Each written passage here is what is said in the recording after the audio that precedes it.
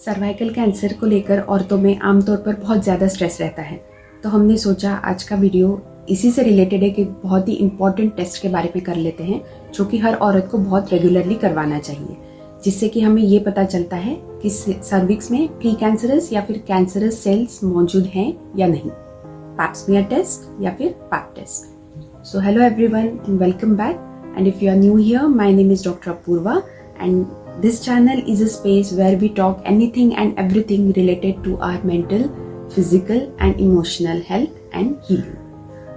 तो अब सबसे पहले देखते हैं कि पैप स्मीयर टेस्ट या फिर पैप टेस्ट क्या है। तो पैप टेस्ट या पैप स्मीयर टेस्ट एक ऐसी टेस्ट है जो कि आपके सर्विक्स के कैंसर को या फिर प्री कैंसरस कंडीशन को एक्चुअली डिटेक्ट कर सकती है या पहचान सकती है इससे पहले कि वो शुरू हो जाए, या फिर अगर वो शुरू हो गया है तो उसे ऐसे कंडीशन में, ऐसे स्टेज में हम आसानी से रोक सके जब उसकी ट्रीटमेंट पॉसिबल है या उसको आगे फैलने से रोका जा सके। तो अब सर्वाइकल कैंसर क्या है, इसे जानने के लिए हमें सबसे पहले ये देखना होगा कि सर्विक्स क्या है। तो सर्विक्स आपके यूटेरस का या आपके गर्भाशय का मुख है, ओपनिंग है। तो यूट्रस का जो माउथ है या ओपनिंग है उसे सर्विक्स कहते हैं, और इसी का जो कैंसर होता है उसे सर्वाइकल या सर्विकल कैंसर कहा जाता है। तो सर्विक्स वजाइना या योनि का ऊपरी हिस्सा है और ये काफ़ी अंदर छुपा हुआ होता है, इसे हम बाहर से आसानी से देख नहीं सकते। तो प्रैक्टिकली हर वो औरत जिसका सर्विक्स है वो सर्वाइकल कैंसर के रिस्क पे होती है। तो अगर आपका सर्विक्स है तो इसका मतलब आप भी सर्वाइकल कैंसर के रिस्क पे हैं। सर्वाइकल कैंसर उन बहुत ही कम कैंसर्स में से एक है जिसका हमें सही कारण पता है कि ये कैंसर क्यों होता है। जी हाँ, सर्वाइकल कैंसर एक वायरस के इन्फेक्शन की वजह से होता है और आमतौर पर सभी केसेस में यही कारण होता है, इसी वायरस का इन्फेक्शन ही कैंसर का कारण होता है। तो ये वायरस है HPV या फिर ह्यूमन पैपिलोमा वायरस। तो इस HPV वायरस के 200 से भी ज़्यादा प्रकार है, टाइप्स हैं, और इन सभी प्रकारों को अलग अलग नंबर्स दिए गए हैं। तो कुछ नंबर्स ऐसे हैं जो कि बहुत ज़्यादा कैंसर का खतरा पैदा करते हैं, जो कि हाई रिस्क कैटेगरी में आते हैं, और कुछ नंबर्स के वायरस ऐसे हैं जो कि कैंसर का खतरा पैदा नहीं करते हैं, ये लो रिस्क कैटेगरी में आते हैं। HPV का इन्फेक्शन आमतौर पर सभी केसेस में सेक्सुअल कांटेक्ट या लैंगिक संबंध से फैलता है, फिर चाहे वो किसी भी तरह का सेक्सुअल कांटेक्ट हो या लैंगिक संबंध हो, वो चाहे योनि से हो या वजाइनल कांटेक्ट से हो या फिर मलद्वार से हो जिसे हम एनल सेक्सुअल कांटेक्ट कहते हैं, या फिर अगर वो ओरल हो या मुख से हो, या फिर स्किन टू स्किन कांटेक्ट से भी HPV फैलता है। तो लगभग सभी तरह के कैंसर केसेस में सेक्सुअल कांटेक्ट ही कारण होता है। HPV का इन्फेक्शन औरतों और आदमियों दोनों में बराबर हो सकता है। HPV को शायद कॉन्डोम्स या इसी तरह के मेथड से रोका जा सकता है, लेकिन पूरी तरह से नहीं और हमेशा भी नहीं। सभी लोग जो सेक्सुअली एक्टिव है या लैंगिक रूप से सक्रिय है उनमें HPV का इन्फेक्शन कभी ना कभी हर किसी में होता ही है, और लगभग हर किसी में, सभी में ये इन्फेक्शन अपने आप ठीक भी हो जाता है। कई बार तो इसके कोई सिम्टम्स या लक्षण भी दिखाई नहीं देते हैं। कई लोगों को तो ये भी पता नहीं होगा कि अभी उन्हें HPV का इन्फेक्शन हुआ है। हमारी बॉडी की इम्यूनिटी या फिर रोग प्रतिकार क्षमता इस तरह की है कि वो लगभग हर बार ही इस इन्फेक्शन से, HPV से अपने आप ही लड़ लेती है। लेकिन कुछ लोगों में ये इन्फेक्शन परसिस्ट हो सकता है या लगातार बना रह सकता है, और अगर ये ऐसे HPV से हुआ है जिसका नंबर हाई रिस्क कैटेगरी में से आता है, उसमें से अगर किसी एक HPV से ये इन्फेक्शन आपको हुआ है तो हो सकता है कि इससे आपके सर्विक्स में कुछ प्री कैंसरस चेंजेस या बदलाव आना शुरू हो जाए, और अगर इन बदलावों को, इन चेंजेस को वक्त पर रोका नहीं गया तो ये एक फ्रैंक कैंसर में आराम से परिवर्तित हो सकते हैं। कुछ कारणों से HPV इन्फेक्शन का और सर्वाइकल कैंसर का खतरा ज़्यादा बढ़ जाता है। तो जैसे सिगरेट स्मोकिंग है, बहुत कम उम्र में लैंगिक संबंध बनाना है, एक से ज़्यादा पार्टनर्स के साथ अगर आपका सेक्सुअल कांटेक्ट है, या फिर आपको बार बार अगर लैंगिक संक्रमण या सेक्सुअली ट्रांसमिटेड डिजीजेस होते हैं, अगर आप HIV से इन्फेक्टेड हैं, या फिर अगर आपके बॉडी की इम्यूनिटी या रोग प्रतिकार क्षमता जो है वो कम है, तो इन कारणों की वजह से आपको HPV का खतरा भी ज़्यादा बना रहता है और सर्वाइकल कैंसर होने का खतरा भी ज़्यादा बना रहता है।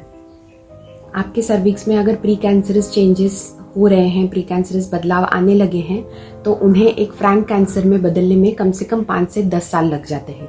लेकिन इसका मतलब ये भी है कि अगर समय रहते हमें इन बदलावों के बारे में पता चल गया तो हम इसे कैंसर में परिवर्तित होने से बहुत आसानी से रोक सकते हैं। तो सर्वाइकल कैंसर की टेस्टिंग में 3 तरह के टेस्ट किए जाते हैं। इसे हम सर्वाइकल कैंसर स्क्रीनिंग कहते हैं। तो इसमें सबसे पहला आता है पैप स्मीयर टेस्ट या फिर पैप टेस्ट। दूसरा इसमें आता है HPV टेस्टिंग और तीसरा इसमें आता है pap smear and HPV testing, जिसे हम को टेस्टिंग कहते हैं। पैप स्मीयर टेस्ट करने से हम सर्विक्स में जो भी प्री कैंसरस चेंजेस हैं उन सेल्स को हम आसानी से डिटेक्ट कर सकते हैं, पकड़ सकते हैं। और HPV टेस्टिंग से हम अगर HPV का इन्फेक्शन सर्विक्स में मौजूद है तो उसे आसानी से डिटेक्ट किया जा सकता है, पहचाना जा सकता है।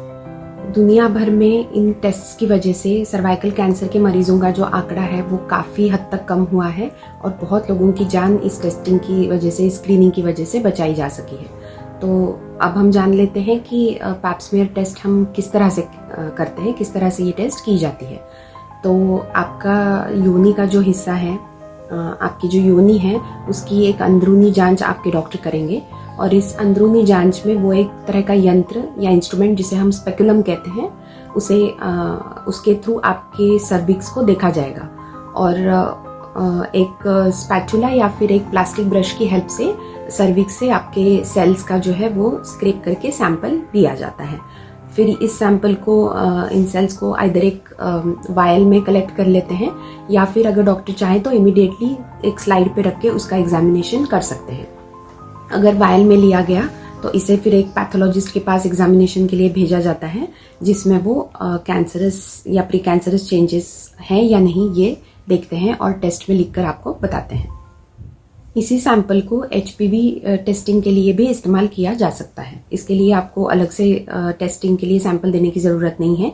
एक ही बार में पैप स्मीयर टेस्टिंग और HPV टेस्टिंग दोनों उसी सैंपल में से किया जा सकता है। तो अब ये जान लेते हैं कि क्या ये टेस्ट पेनफुल है, क्या ये टेस्ट करने के टाइम पे आपको दर्द होता है। तो जी नहीं, ये टेस्ट करने के टाइम पे आपको दर्द नहीं होता है। हाँ, थोड़ा सा अनकंफर्टेबल आपको लग सकता है, लेकिन दर्द बिल्कुल भी नहीं होता है। तो ये टेस्ट करने के लिए कितना समय लगता है? तो ये टेस्ट करने के लिए हार्डली कुछ मिनटों का समय लगता है। बहुत आसानी से टेस्ट हो जाता है। बहुत ज़्यादा देर तक आपको वेट भी नहीं करना होता है या टेस्ट करने के लिए भी बहुत ज़्यादा समय की आवश्यकता नहीं है। बहुत ही चंद मिनटों में ये टेस्ट पूरा किया जा सकता है। तो अब ये टेस्ट करवाने का सही समय क्या है? तो अपने डॉक्टर के पास आप ये टेस्ट करवाने के लिए ऐसे समय पर जाएं जब आपका ब्लीडिंग नहीं हो रहा है, मतलब आप पीरियड्स में नहीं है या फिर आपका ब्लीडिंग नहीं हो रहा है। और ये भी कोशिश करें कि टेस्ट करने के 2 दिन पहले तक आप सेक्सुअल कांटेक्ट ना बनाएं, आप लैंगिक रूप से सक्रिय ना हो और कोई वजाइनल टैबलेट्स वगैरह अगर आप यूज़ कर रहे हो तो वो भी आप 2 दिन पहले तक यूज़ ना करें। उसके बाद बंद करने के बाद 2 दिन के बाद आप ये टेस्ट करवाने के लिए जा सकते हैं। तो अब ये जान लेते हैं कि सर्वाइकल कैंसर स्क्रीनिंग कब करवाना चाहिए, किस उम्र से करवाना चाहिए। तो अगर आपकी उम्र 21 साल से ऊपर है तो आपको ये टेस्ट ज़रूर करवाना चाहिए। तो 21 साल के ऊपर की किसी भी औरत को ये टेस्ट ज़रूर करवाना चाहिए, चाहे वो सेक्सुअली एक्टिव हो या ना हो। अगर आप लैंगिक संबंध में हैं या ना भी हैं तो भी आपको ये टेस्ट करवाना ज़रूरी है। तो 21 से 29 साल यानी कि 21 to 29 ईयर्स की एज में आपको ये टेस्ट हर 3 साल में एक बार करवाना है। 29 ईयर्स के बाद यानी 29 साल के बाद से लेके 65 साल तक आपके पास 3 ऑप्शंस हैं। तो आइदर आप पैप स्मीयर टेस्ट हर 3 साल में एक बार करवा सकते हैं या फिर आप HPV टेस्टिंग जो है वो आप हर 5 साल में एक बार करा सकते हैं, और या तो फिर आप को टेस्टिंग जिसमें पैप स्मीयर और HPV दोनों आता है तो ये आप हर 5 साल में एक बार करवा सकते हैं। 65 साल के ऊपर होने के बाद आपको HPV या पैप स्मीयर टेस्टिंग की ज़रूरत नहीं होती है अगर आपके पहले के टेस्ट जो है वो काफ़ी हद तक हर बार निगेटिव आए हैं, तो आपको 65 साल के ऊपर इन टेस्ट की ज़रूरत नहीं पड़ती है। अगर आपका गर्भाशय निकाला गया है तो भी ये टेस्ट करना है या नहीं करना है, ये इस चीज़ पे डिपेंड करेगा कि जब गर्भाशय निकाला गया था तो सर्विक्स भी निकाला गया था साथ में या सर्विक्स नहीं निकाला गया था, और गर्भाशय अगर निकाला गया है तो वो किस वजह से निकाला गया है, हिस्टेरेक्टोमी करने की वजह क्या थी, इसके ऊपर डिपेंड करेगा कि आपका अगर गर्भाशय नहीं है तब भी आपको पैप स्मीयर टेस्ट की ज़रूरत है या नहीं। किस साल के पहले तक पैप स्मीयर टेस्ट या HPV टेस्ट ज़रूरत नहीं पड़ती है। जिन्हें पहले सर्वाइकल कैंसर रह चुका है या फिर जो HIV से पीड़ित है या फिर और किसी हाई रिस्क की कैटेगरी में अगर आते हैं तो उन्हें शायद इससे ज़्यादा बार, यानी यूजुअली हम 3 साल में एक बार करते हैं, पर ऐसे लोगों को इससे भी ज़्यादा बार टेस्टिंग करवाने की ज़रूरत पड़ सकती है। तो आपके डॉक्टर आपको सही तरह से बता सकते हैं कि आपको HPV की टेस्टिंग बार बार कब करनी पड़ सकती है। अगर आपने कभी लैंगिक संबंध नहीं बनाए हैं या शारीरिक संबंध नहीं बनाए हैं या आप कभी सेक्सुअली एक्टिव नहीं रहे हैं, तब भी क्या आपको ये टेस्ट करनी चाहिए? जी हाँ, तब भी आपको ये टेस्ट करनी चाहिए, क्योंकि हमने देखा है कि HPV जो है वो सिर्फ पेनिट्रेटिव सेक्स या सिर्फ योनि में लैंगिक संबंध बनाने से ही नहीं फैलता है, वो और कई वजहों से फैलता है, हमने पहले देखा हुआ है। और साथ ही अगर आप पहले सेक्सुअली एक्टिव रह चुके हैं, आप लैंगिक तौर पर सक्रिय पहले रह चुके हैं लेकिन अब नहीं है, तो भी क्या आपको ये टेस्ट करवाना चाहिए? जी हाँ, तब भी आपको ये टेस्ट करवाना चाहिए, क्योंकि अगर आप अभी सेक्सुअली एक्टिव नहीं भी हैं तो भी अगर पहले कभी आप में HPV इन्फेक्शन हो गया हो, जिसके कभी सिम्टम्स ना भी दिखे हो, लेकिन अगर HPV इन्फेक्शन कभी पहले हो गया हो तो वो किसी भी वक्त वापस सक्रिय हो सकता है, एक्टिवेट हो सकता है। इसलिए अगर आप सेक्सुअली एक्टिव अभी नहीं हैं तो भी आपको ये टेस्ट करवाना ज़रूरी है। अगर पैप टेस्ट नॉर्मल ना आए तब क्या करें? तो अगर आपका पैप टेस्ट नॉर्मल नहीं आता है, इसका मतलब ये नहीं है कि आपको कैंसर है। पैप टेस्ट अब नॉर्मल कई वजहों से आ सकता है और इसका ये डेफिनेटिव रीज़न नहीं है कि आपको कैंसर है इसीलिए आपका पैप टेस्ट अब नॉर्मल आया है। अगर डॉक्टर आपके चाहें तो वो कंफर्म करने के लिए इसके आगे और दूसरे टेस्ट आपको बता सकते हैं। वो डिपेंड करेगा कि आपके पैप टेस्ट में किस तरह की एबनॉर्मेलिटी आई हुई है, किस तरह के बदलाव आपके पैप टेस्ट में आए हुए हैं। तो अगर पैप टेस्ट एबनॉर्मल आता है, इसकी ये वजह बिल्कुल भी नहीं है कि आपको इसका मतलब है कि कैंसर है। हो सकता है, नहीं भी हो सकता है, तो आगे और कई तरह के टेस्ट किए जाएंगे। पैप टेस्ट सिर्फ एक स्क्रीनिंग टेस्ट है, ये एक डेफिनेटिव टेस्ट नहीं है। इससे 100% डायग्नोज नहीं हो जाता है कि आपको कैंसर है। ये बस आपको उस दिशा में ले जा सकता है जिससे कि ये पता चले कि कैंसरस चेंजेस हैं या नहीं। तो अगर पैप टेस्ट में कुछ भी बदलाव आते हैं तो आपके डॉक्टर आपको बताएंगे कि इस टेस्ट को हमें आगे किसी और दूसरी टेस्ट से वेरीफाई करना चाहिए, कंफर्म करना चाहिए या नहीं, या इतनी टेस्ट पर्याप्त है। तो अगर पैप टेस्ट एबनॉर्मल आता है तो बिल्कुल भी मत घबराइए। इसका ये मतलब बिल्कुल भी नहीं है कि आपको कैंसर है। पैप टेस्ट के लिए लगभग कितना खर्चा आता है? तो पैप टेस्ट के लिए लगभग आपको 500 से 2000 तक रुपए लग सकते हैं। ये डिपेंड करता है कि किस तरह का टेस्ट आपने करवाया है। पैप टेस्ट करवाने के भी अलग अलग मेथड्स होते हैं, तो उस पर डिपेंड करेगा कि ये कॉस्ट कितना जाएगा आपका। इसके बाद ये इस पे भी डिपेंड करता है कि आप किस शहर में रहते हैं। शहर के हिसाब से भी लेबोरेटरी चार्जेस अलग अलग होते हैं। एक ही शहर में रहते हुए भी अलग अलग लैब के चार्जेस भी इस एक सिंगल टेस्ट के लिए अलग अलग हो सकते हैं। लेकिन ये भी मत भूलिए कि गवर्नमेंट हॉस्पिटल्स और कई तरह के NGOs हैं जो कि इस टेस्ट को बहुत कम दामों में या फिर मुफ्त में भी कई बार कर लेते हैं। तो आप उसके लिए भी थोड़ा ओपन माइंड रखिए, ध्यान रखिए। हर जगह पर ये टेस्ट काफ़ी सावधानी पूर्वक और सब तरह के प्रोटोकॉल्स को फॉलो करके ही किया जाता है। तो आप कहीं से भी करवाएं, आपको रिजल्ट्स में इससे कोई प्रॉब्लम नहीं होगी। दोस्तों, HPV की रोकथाम के लिए अभी वैक्सीन मौजूद है। जी हाँ, इसकी वैक्सीन अभी अवेलेबल है, तो इसके बारे में हम किसी और वीडियो में बात करेंगे।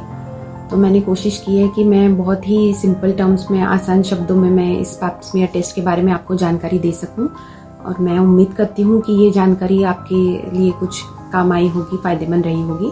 अगर आपको ये वीडियो पसंद आता है तो प्लीज़ इस चैनल को लाइक, शेयर और सब्सक्राइब करना मत भूलिए। और अगर आपके कोई रिक्वेस्ट हैं, अगर आप किसी पर्टिकुलर टॉपिक पे जानकारी चाहते हैं, इन्फॉर्मेशन चाहते हैं, तो मुझे ज़रूर कमेंट्स में बताइए या ईमेल पे बताइए। मैं कोशिश करूँगी कि उनके ऊपर जल्द से जल्द एक वीडियो बना सकूँ। तो मैं जल्द ही मिलूँगी आपसे अगले वीडियो में। तब तक के लिए bye bye and take care.